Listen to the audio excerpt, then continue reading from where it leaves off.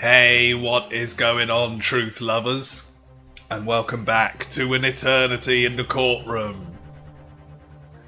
Okay, explain this theory of yours. What are you suggesting that you can ascertain from the fire damage this sorry tomb has suffered?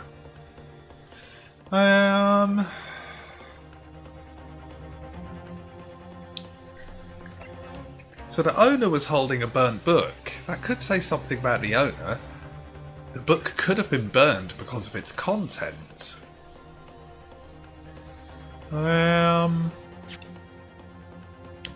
Did they mention the book name recently? It may have been quite a while ago. Damn. You'd imagine it was burnt after the shop sold it, so gotta do the old 50-50, go for the old content. Double death slap. My lord, the burn on the back of this book reveals a startling truth about the book's content. What on earth do you mean? To have enraged its reader to the point of burning it, we can be quite sure that this book is a dreadful read. Oh, I don't like where that's going. Indeed. That's right, a dreadful read. A valid conclusion. Oh no. Surely they're all going to be like, yep, it's official, you're an idiot. Oh good, everyone seems to agree. Maybe I'm onto something here. Oh, why have the lies popped up? If I may, I most certainly cannot agree. No, you're right. What? Copy of the Lion's Pride that just recently suffered damage from a fire. It's got to be the owner then. Why do I feel as though I know about this book already from somewhere? Yeah, don't keep us waiting any longer. Yeah, gotta be the owner.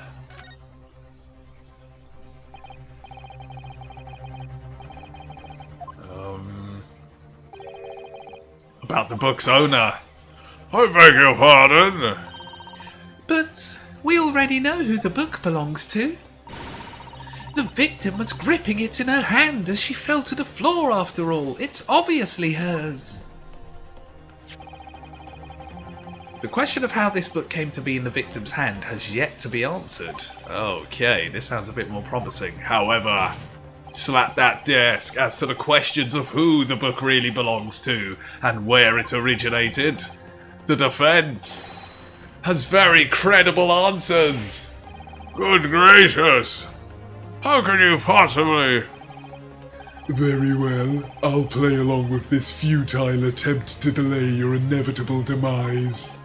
But do remember, the members of the jury may well burn you if your little gamble goes awry. Oh damn it, double choice? Counsel, the defence's response here is very likely to influence the final outcome of this trial. So tell the court, who do you claim is the owner of this burnt book? Damn it, we should have saved.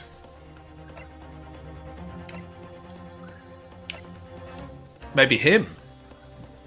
Could she have somehow nicked his book and then he stabbed her for revenge? No, that can't be it. Lion's Pride. Okay. Lion. Lion. Damn it! Who is a lion? Doubt it's him. Not gonna be him.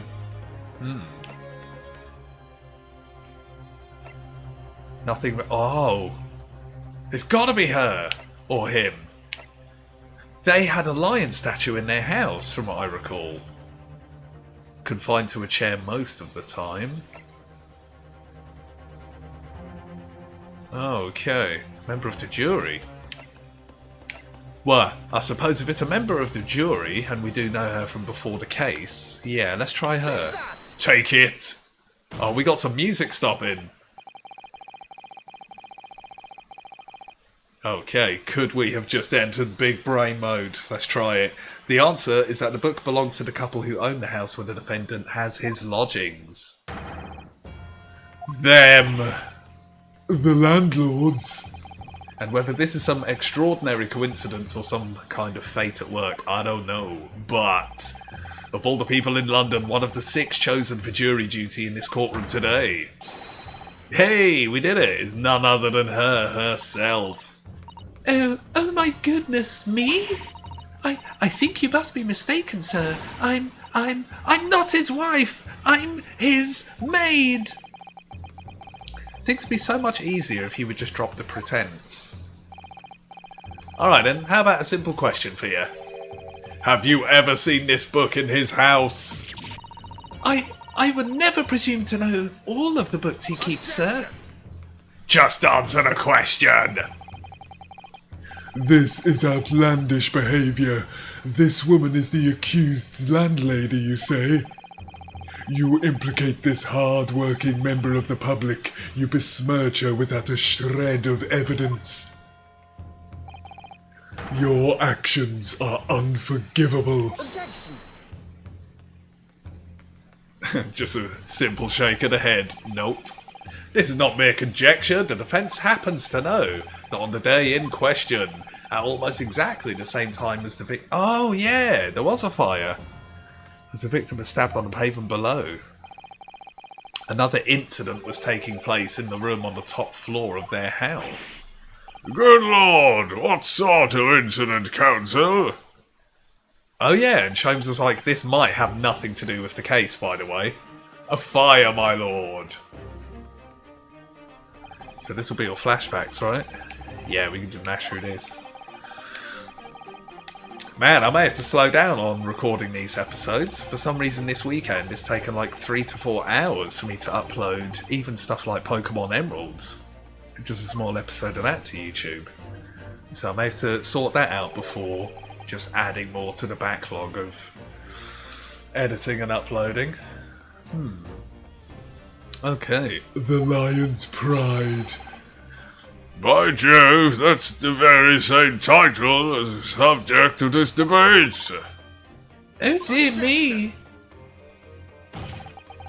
This is risible. All you've told the court is that a book by the same name was involved in a fire, in which case it would be reasonable to assume that it was burned to ashes. And entirely unreasonable to infer that it magically removed itself to the scene of the crime. You never know. If the window was open, they may have just chucked a burning book out of it. Although that kind of looked like a window which didn't open, which is a bit weird in itself. Perhaps it would make more sense if I told you that the cause of the fire was marital discord. Without going into details, it appears that she was considerably enraged. Apparently she continued to attack him even amid the flames. What?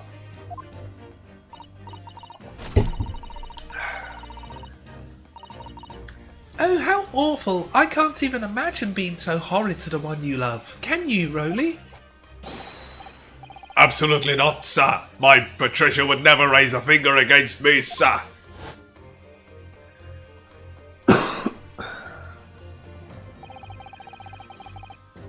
Oh man, what was his voice like? Ah, this is only going to be a flashback gimmick, right? Yeah. Go. I didn't even remember there was a bookshelf behind that partition. Come on. Incendiary books coming 10 to the dozen. The man had his back up against the window, and he had burning books thrown at him. Goodness gracious. Are you suggesting that the book was thrown through a window and landed coincidentally at the scene of a crime? No.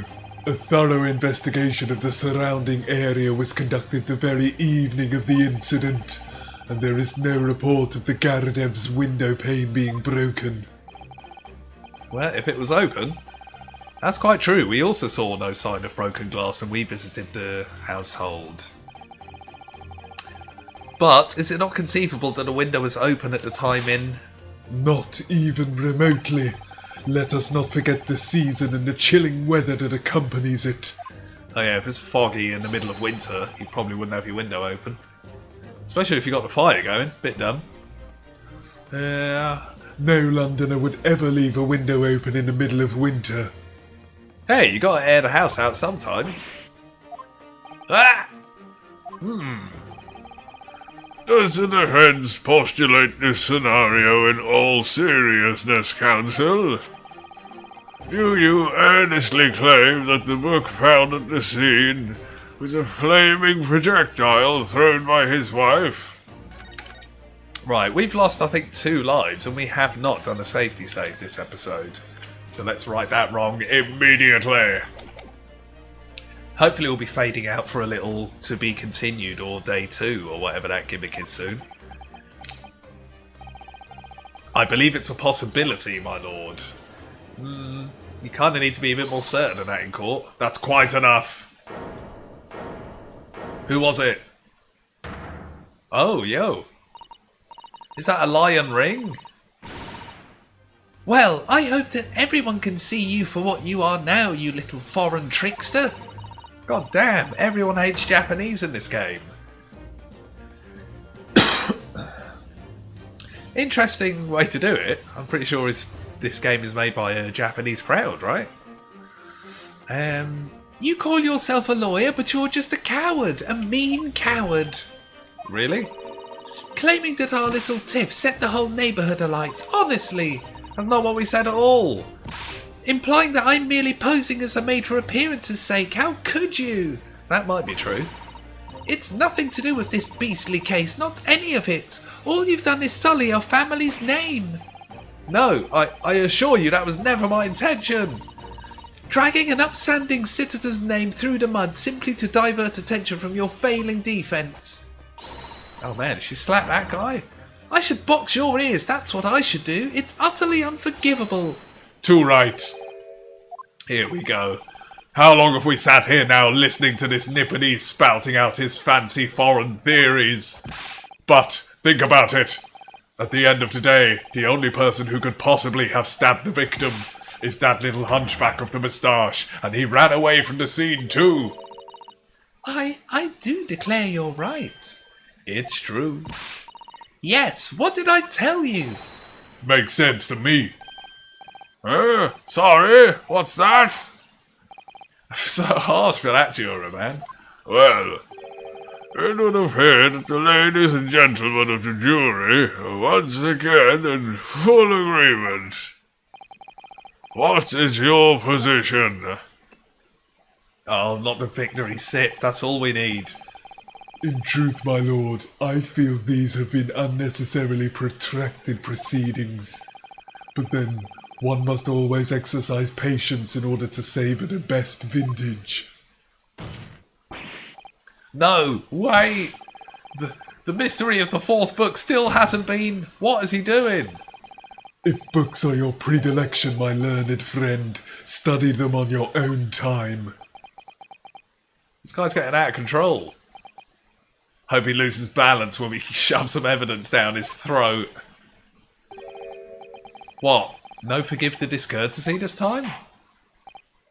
Forgive my boots on the desk, you peasants. In that case, ladies and gentlemen of the jury, Oh no. Oh, okay. you will now state your individual decisions regarding the defendant's culpability for the court to hear. Guilty! Oh no. Guilty! This is bad. Guilty! Guilty! Guilty!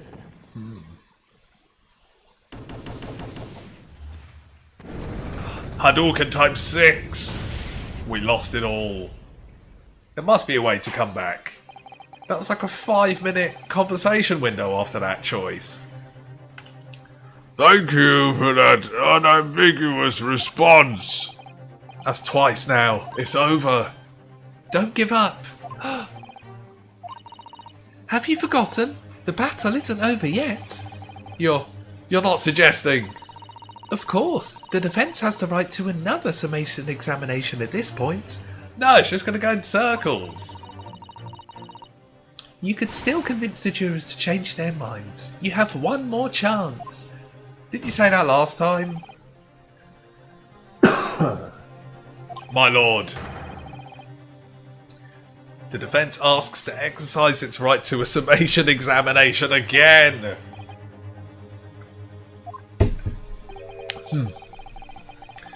You believe you still have tricks up your sleeve? I don't intend to trick anybody. I intend to uncover the truth via this sword. This is no time to be downcast. As long as there's a chance, I have to stay strong and determined. Hey, we got a fade out. Oh, to be continued. Will it regenerate our lives? Please. Cue some happy music.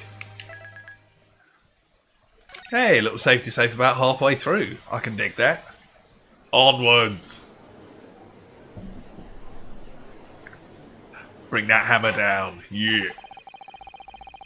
I have considered the defence's counsel request for a further summation examination of the jury, and I have determined that the court must uphold the defence's judicial right to this procedure. Good guy, Judge. Even though it looks utterly pointless, he's like, hey man, it's the law. Let him do his thing. So, counsel, you will now proceed with your second summation examination. I presume the jury is ready, Mr. Foreman. We are, my lord. Very good. In that case, I must ask each of you now to state clearly and concisely for the court the grounds on which you find the defendant guilty of this crime. God damn, we got a lot of work to do again. Judicial findings. Okay. The accused left behind evidence at the scene, didn't he? Those 3 books of his. If there was some novel alternative explanation about how the victim was stabbed, I might reconsider. Okay, so we got to work on her immediately. Even if the woman is throwing books, it can't be related to this crime if the window was closed, can it? Okay, so we've got to try and prove the window was open. Dearie me, it was only a little book, hardly life-threatening, even with a direct hit. Look, I just want to get this over with. If I don't bring home some pay tonight, I'll be in a tiny bit of trouble. Come to think of it, we had a fire at home a while ago. It gave me the sneezes. Okay, that might actually be completely irrelevant. Oh yes, considering me more tangible arguments from all members of the jury this time round, it seems. With one notable exception, of course. Oh man. My throat's still well tickly. I swear I've been alright today. Must be some of these weird voices setting me off. My learned student friend was unable to find fault in the previous witness testimony, Maybe it's that voice. so the court must accept the fact that it was indeed the accused seen fleeing from the scene. Yeah, it doesn't sound like him running away is debatable at all. He just didn't stab that woman, damn it. And moreover, This guy must bring like 12 glasses to court, man. no one else was even at the scene to commit the crime. Oh, maybe somehow if a knife got thrown out the window. Well, if the eyewitnesses are correct, it would seem as if the conclusion is somewhat set in stone. I fail to see how it can be argued any other way. That means, I'm afraid, that during this summation examination, it's essential that you establish some other tangible explanation for the facts. Uh-oh. Last chance saloon. But how? What would even constitute a tangible explanation here? Isn't it obvious? Who stabbed the woman and how? Those 2 details are all you need provide. Simply give us a name and a method by which the attack was conducted. Almost said concocted there. Would not have made sense. There I was thinking this might be hard. You have to do it, otherwise this really will be where the trial ends. Ugh, no pressure then. That's quite enough preamble. Proceed with the summation examination, please. I presume you are prepared, Counsel. Oh yes, my lord. Alright, focus your mind now. Slap. Double slap, okay. Clearly, the key to this is going to be juror number 4, the maid. Or should I say, the wife? We have a book that disappeared from their house on the evening of the incident. And a fourth book found in the victim's hand. There must be a way to link the two. Yep, that's what we have to find, using every technique I've learnt in my short career so far, whatever it takes. Okay, just under 10 minutes. Let's see if we can press everyone and then maybe get a pit opened up.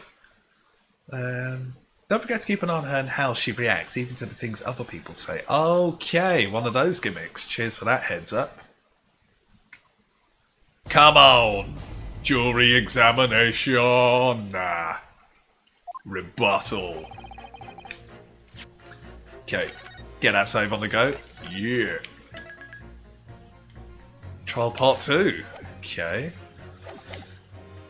Now, what's that random law they made up in the first Phoenix Wright game? I think it's something like legally trials can only go on for 3 days. Or potentially 3 parts. So, yeah. Okay, let's get pressing. But as we know now, there were 4 books, not 3. Oh, yeah. Well, what difference does it make? There's every possibility that the 4th book, in fact, belongs to the defendant's landlord. Yes, that's a part I have a problem with. Normally just an exclamation mark or a noise, right? Sorry? Well, at the point the woman was stabbed, this landlord fellow was at home, wasn't he? Enjoying a fiery scrap with his wife or something, you said. That's not exactly how I put it, no. Well, anyway, the point is, the fellow and his wife were somewhere else when it happened. I think that's what you call a strong alibi. Oh yeah, we can't really sway this dude anyway. So it couldn't have been the landlord who did it, which only leaves the Nipponese fellow. Honestly, I can't see what all this palaver's about. It's a done deal, isn't it? I suppose it is, since I've nothing witty left to say.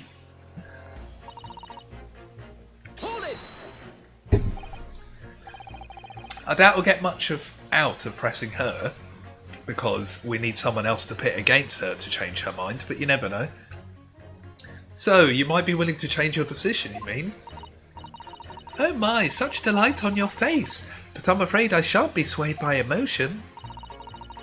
Despite what you may think of me, I am a very modern, metropolitan and rational woman. That's great. If one reads the morning papers, it's all forgotten by tea time, isn't it? So I read them in the first place. What? You see, modern, metropolitan and rational thinking, wouldn't you say? No. And not at all extreme. As I see it, an overwhelmingly suspicious Japanese man has been implicated by overwhelmingly strong testimony. So despite 1 or 2 minor puzzlements, I do declare that the man is overwhelmingly guilty. Modern, metropolitan and rational logic, wouldn't you say? Overwhelmingly. But us modern gals are always delighted to embrace new fads, you know. So I'd be only too happy to consider an exciting new theory if you could come up with one. I'd be happy to do that too if only I could. Let's do our very best not to disappoint the... Yeah. Right. I'm glad you omitted rational there. Of course it can. Now, he did say number 4 is the key, but we're going to have to use someone else to open her up, surely.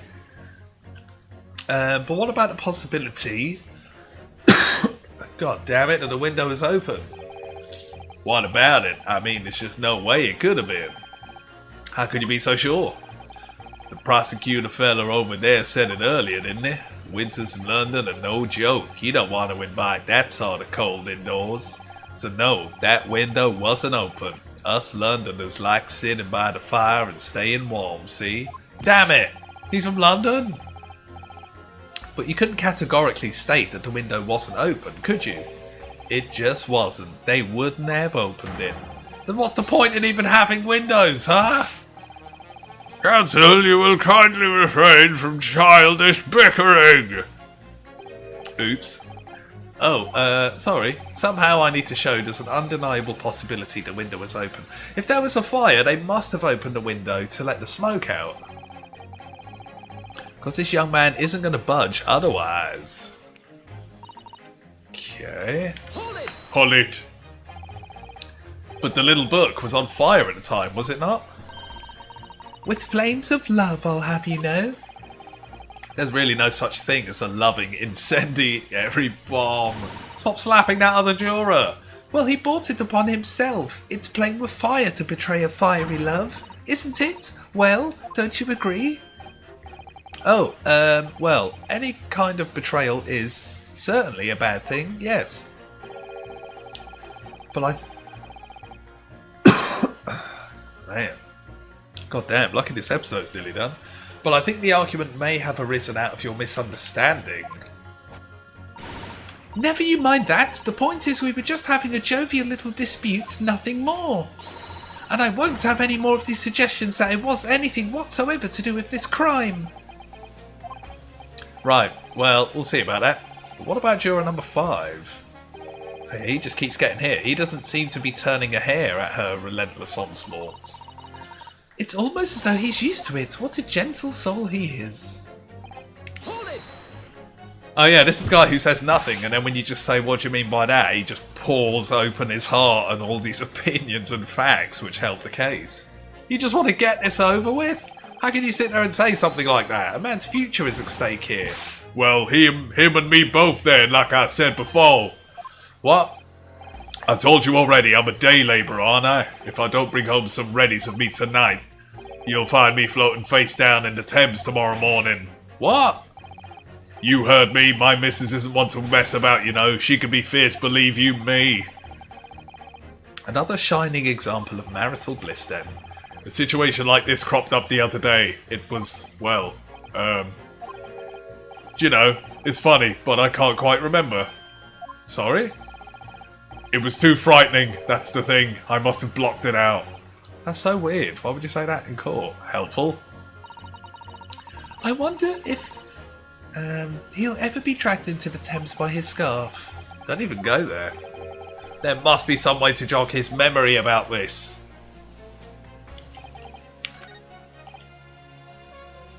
Weird.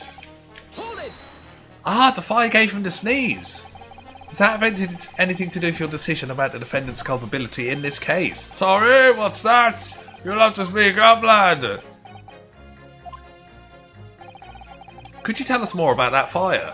It was last winter. My grandchildren baked me a lovely cake on my birthday. It had 75 candles on the top, it did. What a sight to behold it was. You put candles on a cake? Was it some kind of devil worship? Oh man. Of course. Of course not. It was an angel cake. To celebrate my birthday, obviously. It seems that's a common custom here in Great Britain. Anyway, I mustered all of my puff to blow them out. Only I must have blown wrong somehow. The flames didn't go out, but candles went flying all over the room. The furniture caught and everything went up. The whole place filled with smoke. Definitely sounds like devil worship to me. And by the sneezes, I presume you mean a cold, but how did you catch a cold from a fire? What a fiasco it was. The grandchildren, bless them, threw water over me as they tried to put out the flames. And then because the whole room had filled up with smoke, of course, we had to open all the windows to clear it. The windows? The biting winter air rushed over me like the devil dancing on my grave, it did. I caught a terrible cold from it. It put me in hospital for a while. I won't forget that birthday in a hurry. I knew it was devil worship all along, but something about this old man's story is playing on my mind for some reason. Okay, so that was not useless. Okay, come on. Who and how or why? Personal prejudice? They're convinced they're right, even in the face of logical arguments to the contrary. You're gonna need to open up the pit. You don't necessarily need to find contradiction, it's just a connection. Alright. So maybe the American and the old man. Right, apologies, skipping all that just because that's the sort of hint stuff there. Okay, window was closed against. Music stopped. These two jurors' statements clearly contradict one another. They do? How exactly, Counsel? Don't point at me again, I told you it wasn't me. What's that you say? Speak up, lad, speak up! Okay.